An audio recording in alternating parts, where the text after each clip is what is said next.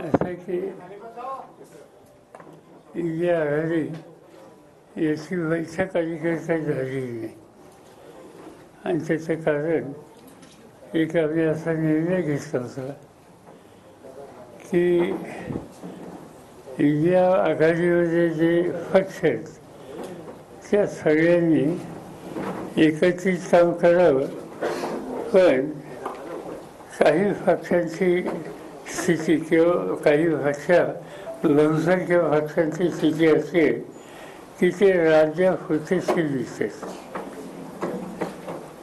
मग राज्यापुरते सीमित जिथे आहेत तिथे त्या राज्याचे आघाडीचे जे घटक पक्ष आहेत त्यांनी एकत्र बसावं आणि ती प्रक्रिया चालू आहे. काही ठिकाणी वादविवाद सुद्धा आहेत. उदाहरणार्थ उत्तर प्रदेशमध्ये काही जागा कुणी मागितल्या किती मागितल्या त्याच्यामधून एक वाक्यता नाही. दुसरं एक राज्य असं आहे ते म्हणजे पश्चिम बंगाल.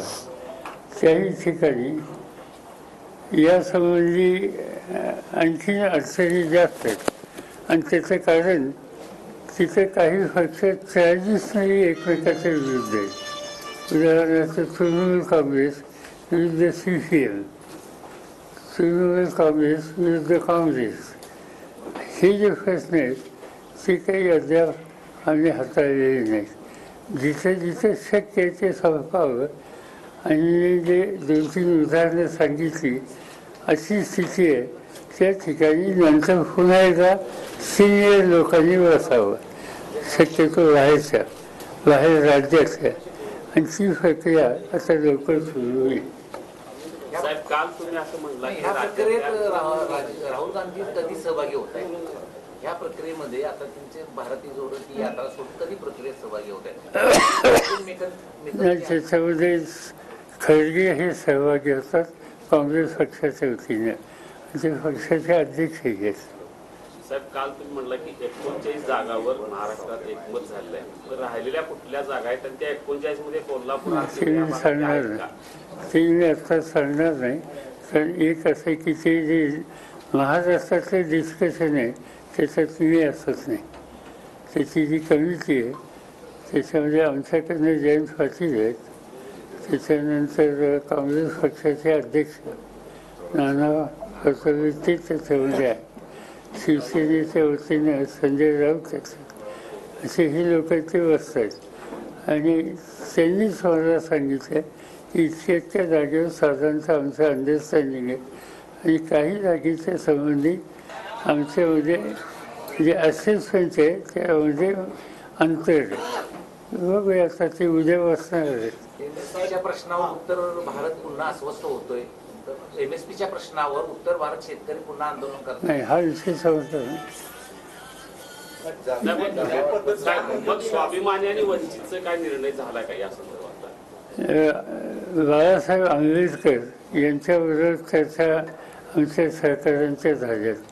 ते बैठकीला एकदा होते, त्यांचे सहकारी होते आणि आता आंबेडकरांनी एक सूचना अशी केली की एकत्र बसणं आवश्यक आहे, पण सायमल्टेनियसली कशासाठी बसायचं? उद्या लोकांच्या समोर आपला सामुदायिक कार्यक्रम काय आहे त्याची स्पष्टता असली पाहिजे आणि त्या दृष्टीनं आता त्याची चर्चा चालू आहे.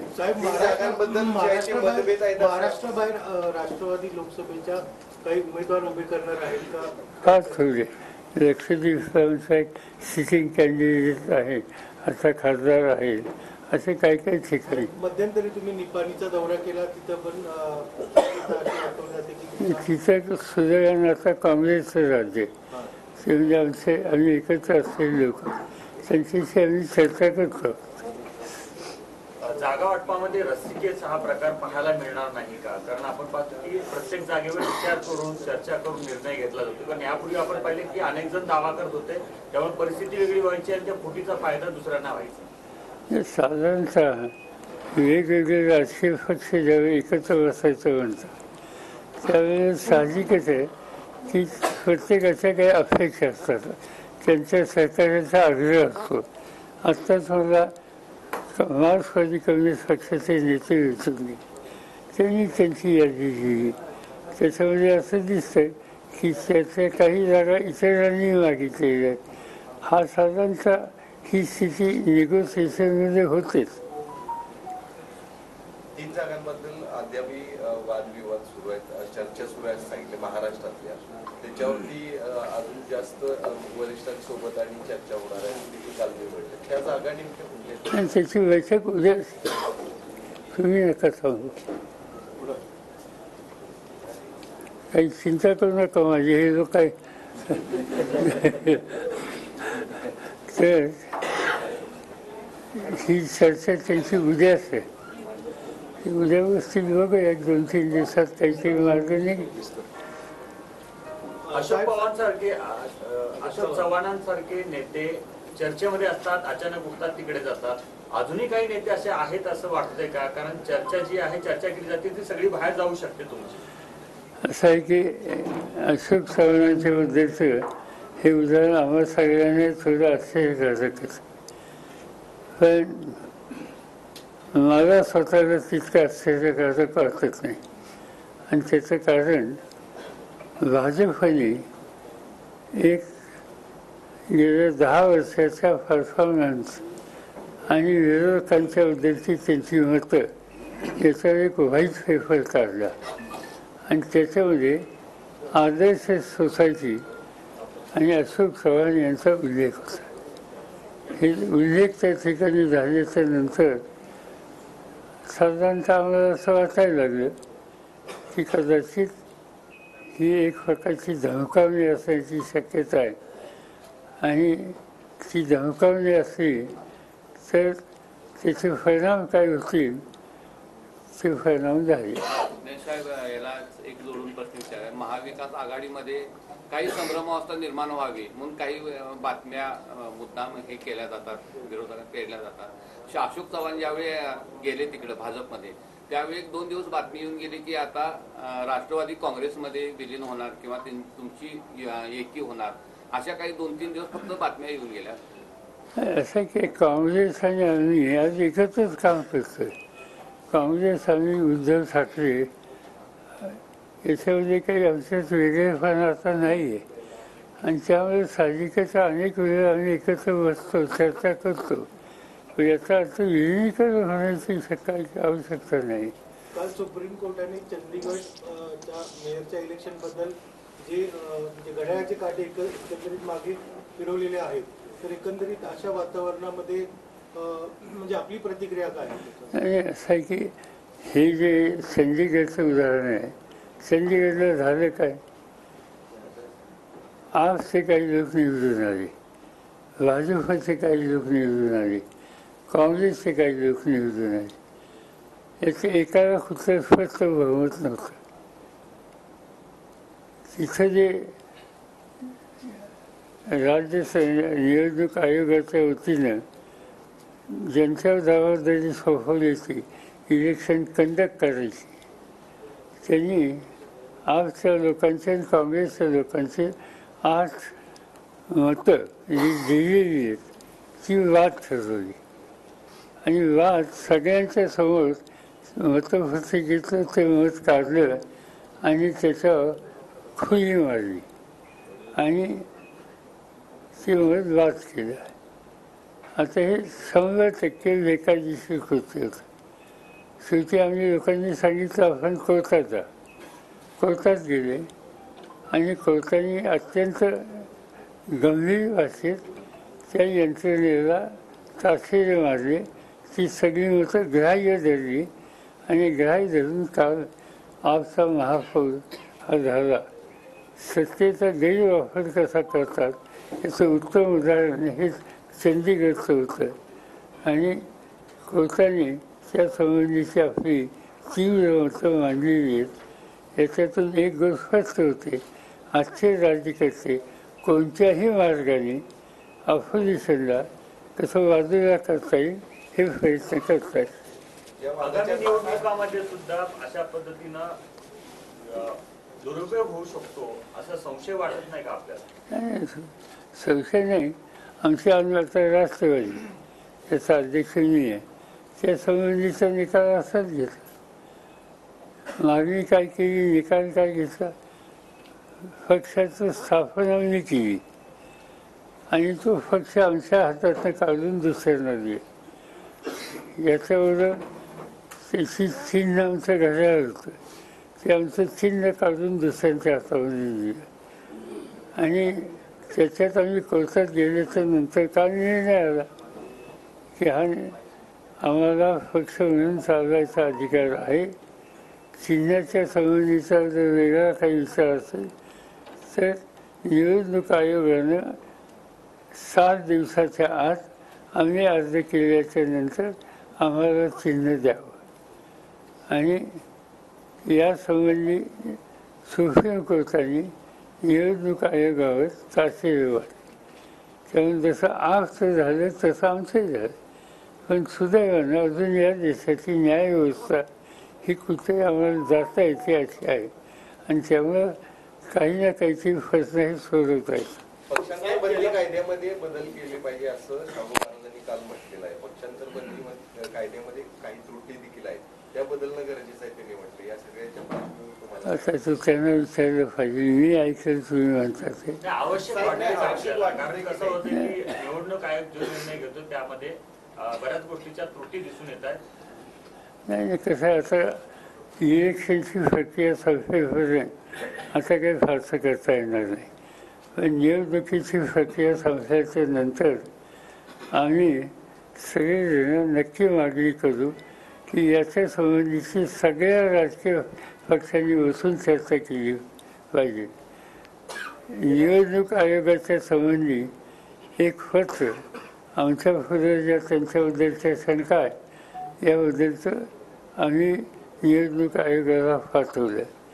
त्याच्यामध्ये माझी सही आहे, त्याच्यामध्ये खडगेंची सही आहे, त्याच्यामध्ये CPM सीताराम येचुरी त्यांची सही आहे, डी राजांच्या संबंधीची होती, तृणमूल काँग्रेसची होती, समाजवादी पक्षाची होती आणि या सगळ्यांनी मिळून एकंदर ज्या पद्धतीनं निवडणूक आयोगाचं काम होतं त्याच्यामध्ये काही सुधारणा करण्याची आवश्यकता आहे असं पत्र लिहून आम्ही त्यांना भेट मागितली की आम्हाला आमचं डेलिगेशन होतो, त्या डेलिगेशनला तुम्ही भेटावं.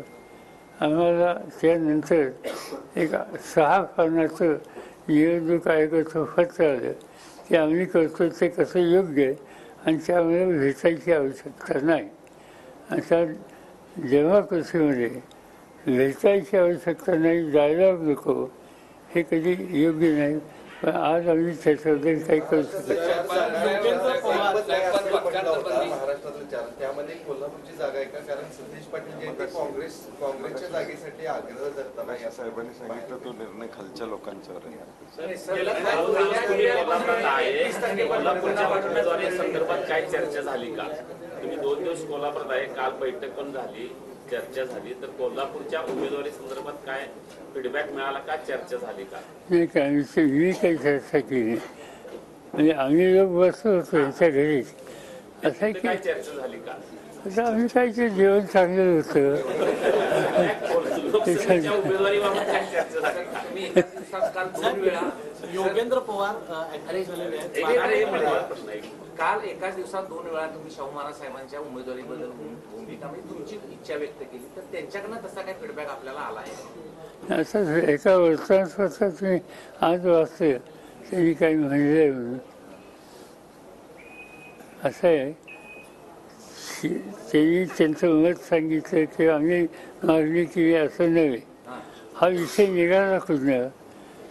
संजय राऊतने एक 8 दिवसाच्या पूर्वी एक स्टेटमेंट केलं आणि त्यांनी सगळ्या पक्षांनी एकत्र बसून याचा विचार करावा अशी सूचना केली. त्याच्यामुळे ही चर्चा सुरू झाली. नाही ती चर्चा आमच्यामध्ये नव्हती, आमच्यामध्ये चर्चा दुसरीच होती.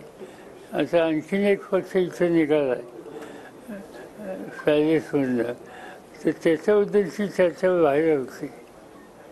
गेल्या 5 वर्षातल्या राजकीय स्थित्यंतराचा विचार करता केंद्रात सत्ता कायम ठेवायची आणि राज्यात केंद्रीय तपास यंत्रणाचं आणि फोडाफोडीचं राजकारण करून राज्यात सत्ता कशी मिळवायची असा एक आत्मविश्वास भाजपला आला असं वाटतं. आणि हे त्यांचा हा धोरणात्मक कार्यक्रम आहे आणि विशेषतः मोदी साहेबांचा न बोलता हा कार्यक्रम आहे आता एका बाजूला भाजप 400 जागांची गॅरंटी द्यायला आली तरी सुद्धा वेगवेगळ्या राज्यातले काँग्रेस किंवा नेते फोडणे किंवा काँग्रेसचे अकाउंट सील करणं ही अस्वस्थता कशातून आहे? सरळ त्यांना खात्री नाही ना. आणि जे असेसमेंट आहे, जे सर्वे झाले ते सर्वे असं सांगत नाही. म्हणजे तुमचा तसा इंडिया टुडे किंवा याचा सर्वे तुम्ही वाचलाय का? आता महाराष्ट्राचा सर्वे त्यांनी दिला की जवळपास 50% जागा आमच्या लोकांना मिळतात. आणि त्यामुळे काही करून काही राज्य ही अस्थिर कशी करता येईल, फोडाफोडी कशी करता येईल त्या दृष्टीने त्यांची पावले टाकतात. त्यासाठी ईडीचा वापर, त्यासाठी CBIचा वापर, अन्य प्रकारच्या चौकशाच्या यंत्रणा त्या सगळ्याचा वापर ही गोष्टी करतात. आणि जे त्यांचे लोक सांगतात की मोदी आहे तो नामुमकिन आहे, तर हे नामुमकिन आम्ही तसंच बघत असतो. न्यायालयाचा निर्णय आपल्या बाजूने येत असताना दिसतोय, पण दुसरीकडे अजितदादा पवार गटाच्या वतीनं पुन्हा 10 आमदारांना अपात्र करा अशा प्रकारची याचिका न्यायालयातच केली जाते. याकडे कसं बघता? आता केली आजच आहे, त्यामुळे मी आज काही त्याच्यावर भाष्य करणार नाही. आमचे वकील लोक त्या ठिकाणी बघतील. योगेंद्र पवार बारामतीतून ऍक्टिव्ह होत आहे. काल राष्ट्रवादीमध्ये प्रवेश केला.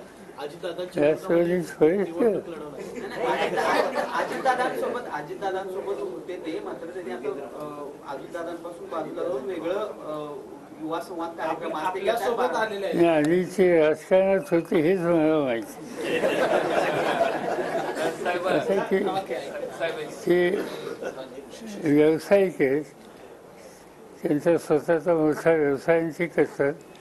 ते अजितदादांच्या पेक्षा धाकटे जे भाऊ जे आहेत त्यांचं नाव श्रीनिवास, त्यांचे चिरंजीव अमेरिकेतून शिकून आलेले आणि राजकारणात नसतात.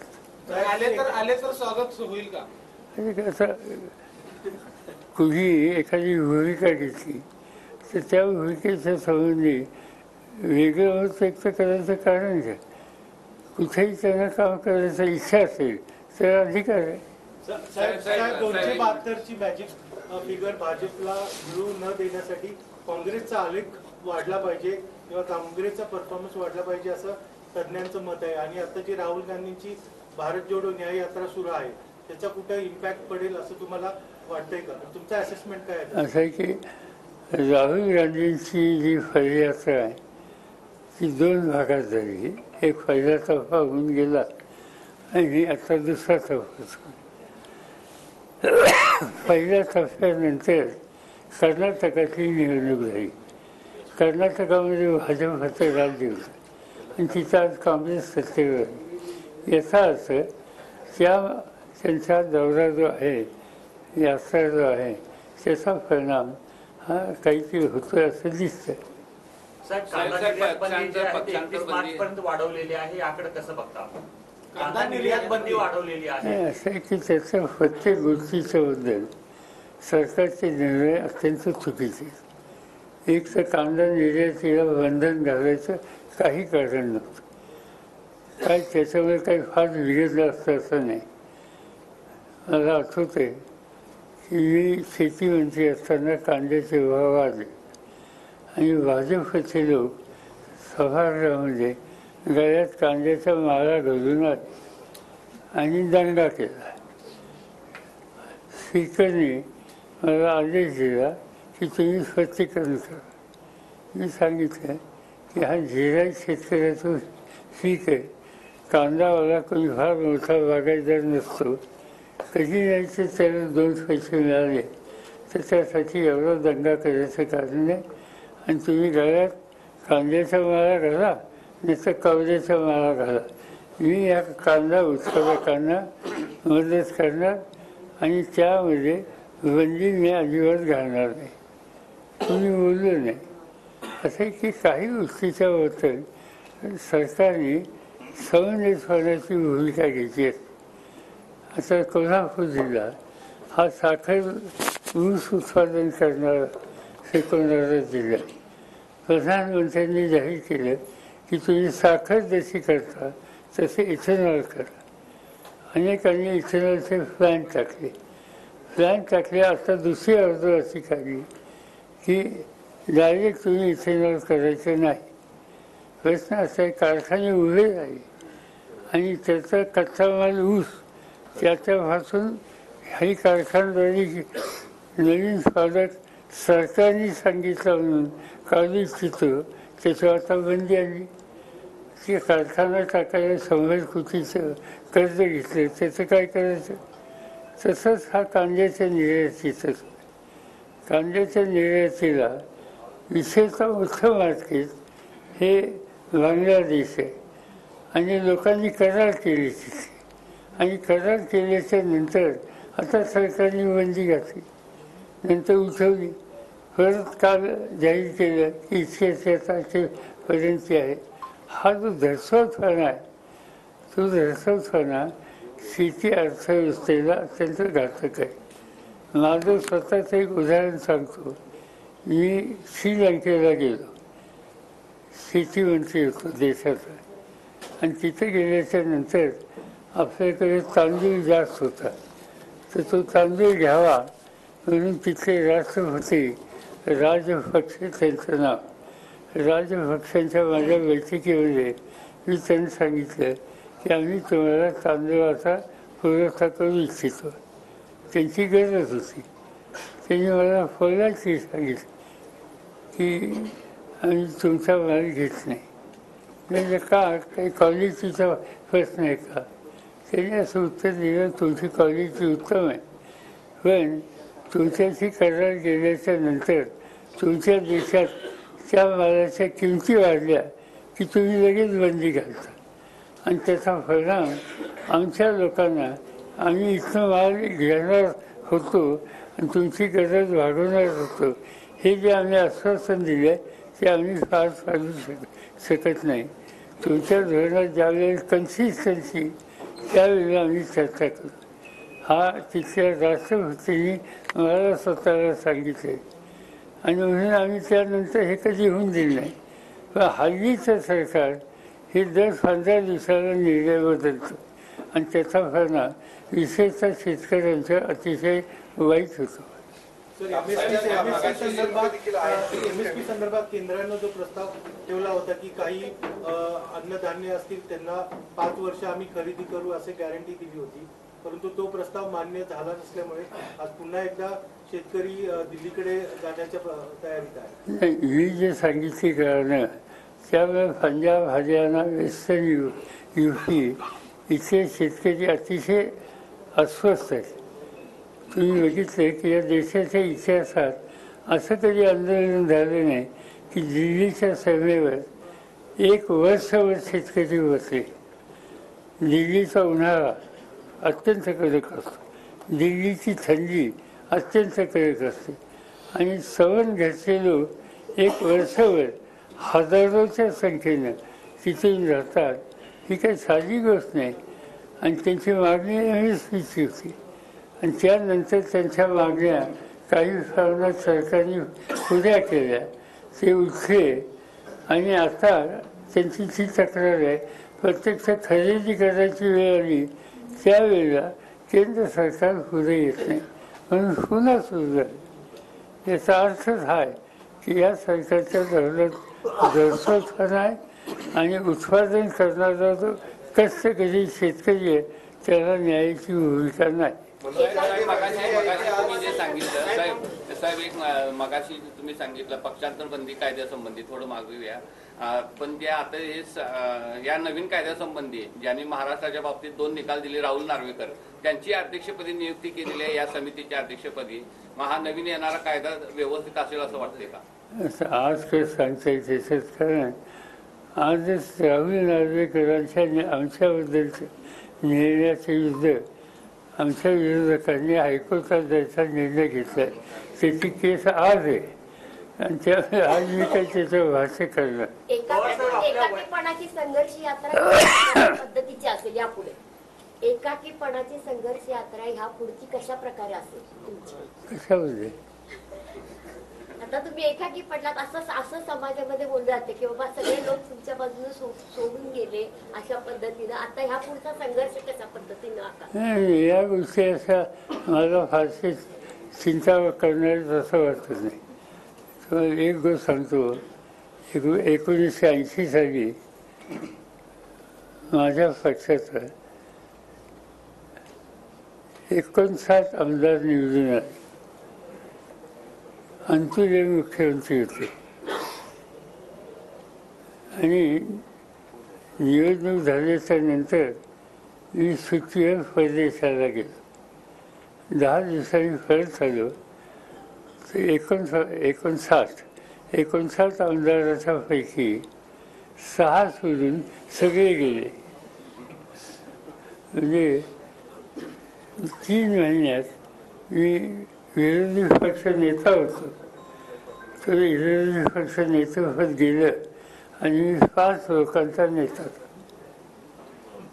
त्यावेळी मी ठरवलं काय करायचं, काम केलं आणि त्यानंतर जी निवडणूक 5 वर्षांनी झाली त्या 6 सोडून जे आमदार गेले होते त्यातले 95% आमदार पराभूत झाले आणि आमचे लोक निवडून आले. त्यामुळे नेहमीच होईल. पवारसाहेब आपल्या वयाबद्दल बोललं जातं, वयाबद्दल भाषणामध्ये उल्लेख केला जातो. आगामी लोकसभेच्या पार्श्वभूमीवर पवारसाहेबांचा महाराष्ट्रातला दौरा कसा असणार तुम्ही सगळं प्लॅनिंग केलं असेल, कारण पवारसाहेबांचा झुंजावर सर्वांनाच माहिती. असं आहे की आमच्या तिघांची जी आघाडी आहे आणि त्याच्यात लावली देखील शेका पक्ष आहे, CPI त्यांना आम्हाला घ्यायचं बरोबर. या सगळ्यांचा एकत्रित बसून तो कार्यक्रम ठरेल. तर कार्यक्रमाप्रमाणे दौरी होती आणि माझा प्रयत्न हा आहे की देशात राज्याच्या सगळ्या भागात शक्य ते चक्कर टाकायची. परवा अमित शहानी भाषणात टीका केली की सोनिया गांधींना त्यांच्या मुलाला PM बनवायचं आहे, शरद पवार साहेबांना त्यांच्या मुलीला CM बनवायचं आहे. माझी मुलगी असेंब्लीला उभी राहत नाही, 3दा विधानसभेला नाही, ती लोकसभेत निवडून झाली आणि आत्ताही लोकसभेचे त्यांना माहिती आम्ही त्यांना कळलं पाहिजे. पण ते अशा प्रकारे नॅरेटिव्ह सेट करतायत की यांच्या पुढच्या पिढीची काळजी आहे फक्त, यांना बाकी लोकांची काळजी नाही, अशी त्यांचं कदाचित म्हणणं असेल. असं त्यांची मी यादी देऊ शकतो की त्यांच्या घरात पक्षामध्ये एका कुटुंबाचे 2-2 लोक कसे आहेत आणि किती, त्याचा काय निर्णय घेणार. मनोज जरांगे पाटील जे ते आज पुन्हा एकदा आपली भूमिका मांडणार आहेत, आंदोलनाची पुढची दिशा देखील ते ठरवणार आहेत. खरं तर जे आम्हाला आरक्षण दिले ते मान्य नाही आणि ते टिकणार देखील नाही अशी देखील त्यांची एक भूमिका आहे. काय असं तर माहिती नाही, पण साधारणतः कायदेशीर सल्ला यावरती जे देतात त्यांच्या मनात शंका आहे, माझ्या मनात शंका आहे. ते हा प्रश्न सुचला तर मला आनंद आहे. पण जे काल विधेयक पास केलं एक्झॅक्टली असंच विधेयक 2018 असं हे 14 आणि 18 नाही सुचलेलं असताना 14ला 2014ला केलेलं होतं ते हायकोर्टातच विजय झालं. त्यानंतर देवेंद्र फडणवीस आल्यावर त्यांनी हाच बेस धरून सुनील मांडले, ते हायकोर्टात मंजूर झालं, सुप्रीम कोर्टात नामंजूर झालं आणि आज एक्झॅक्टली तेच बिल या ठिकाणी मांडून काल पास केलेले. आता या सगळ्या मंडळींनी विरोध केला नाही. त्याचं कारण आहे की जरी काही प्रश्न असले तर या निमित्तानं हा प्रश्न सुटत असेल तर विरोधासाठी विरोध नको ही भूमिका आमच्या सगळ्या विरोधी मित्रांनी घेतली आणि एक वर्षाने हा निर्णय घेतला. पण कदाचित तुम्ही बघत असाल की वाफट नावाचे घटनेचे जाणकार आहे, त्यांचंही स्टेटमेंट काल होतं की हे तिकडं शक्य दिसत नाही. बघूया आता काय होतं. साहेब, बारामती लोकसभा मतदारसंघात संभाव्य सुप्रिया सुळे विरोधात सुनेत्रा पवार अशी एक लढत होणार आहे. पहिल्यांदाच आपल्या पवार घराण्यात 2 सदस्य एकमेकांविरोधात लढणार आहेत. अजून तर मला माहिती नाही, कारण ही जे आमचे विरोधक आहेत त्यांनी उमेदवाराचं नाव डिक्लेअर केलेलं नाही. साहेब, हा प्रश्न मराठा आरक्षणाचा प्रश्न सुटला तर मला आनंद होईल असं म्हटला, मात्र आता अनेकांनी शंका उपस्थित केलेली आहे की हे आरक्षण पुन्हा टिकणार नाही. आपलं सरकारला या संदर्भातली काय नेमके पर्याय असू शकतात की हे टिकलं पाहिजे? सांगता येणार नाही एकदम. हा सगळं जाब बघावं लागेल. हा जो मागासवर्गीय आयोग होता त्याचा जो अहवाल आहे तोही मला माहिती नाही, तोही बघावा लागेल. तो अत्यंत महत्त्वाचा आहे. या सगळ्या गोष्टीचा स्टडी करूनच सांगते. जातनिहाय जनगणना करून 50%ची अट जी आहे ती वाढवता येईल असं काही जाणकारांचंही मत आहे आणि काँग्रेसनेही तसं आपल्या ह्याच्यातून कॅम्पेन मधून सुरू केलेलं आहे. तर मराठा आरक्षणावर तो रामबाण उपाय असू शकतो का येणार? जातनिहाय जनगणना करावी ही आम्हाला लोकांची मागणी. त्याच्यात काही दोन मतं नाही. आमच्यातल्या 1-2 घटक पक्षांची त्याच्यामध्ये वेगळी मतं आहेत. पण याचा या विषयाचा आज सोडणे हा उद्याचा प्रश्न होऊ शकतो. मनोज जरांगेंच्या आत्ताच्या भूमिकेला समर्थन आपलं आहे का? कारण त्यांनी सगळी सोयऱ्यांचा त्यांची भूमिका काय हेच माहीत नाही. ते आज कळेल.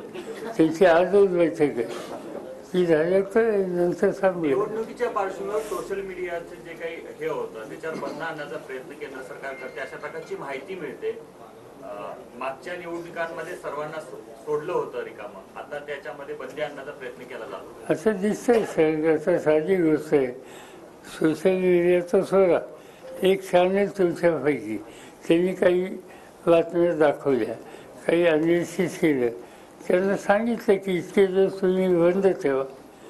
याचा अर्थ काय? याचा अर्थ सरळ व्यक्ती स्वातंत्र्य या स्वातंत्र्यावर गदा आणण्याचं काम सुद्धा करतात.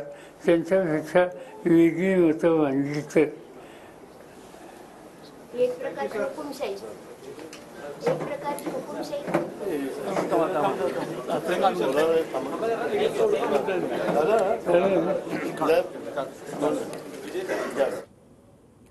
तर शरद पवार यांनी पुन्हा एकदा राज्य सरकार त्याचबरोबर केंद्र सरकारवर जोरदार हल्लाबोल केला. काही लोक सोडून गेले, या गोष्टी माझ्यासाठी चिंतेच्या नाहीत. यापूर्वी देखील मला काही आमदार सोडून गेलेले होते, त्यातील 95% आमदार पराभूत झाले आणि इतिहासाची पुनरावृत्ती होणार असा दावा शरद पवार यांनी केला. त्याचबरोबर कांदा निर्यात बंदीवरून देखील शरद पवार यांनी केंद्र सरकारवर जोरदार हल्लाबोल केला. इतकंच नाही तर भाजपच्या आदर्श प्रकरणातील श्वेतपत्रिकेमध्ये अशोक चव्हाण यांचं नाव होतं अशा शब्दांमध्ये भाजपवर देखील पवारांनी निशाणा साधलाय.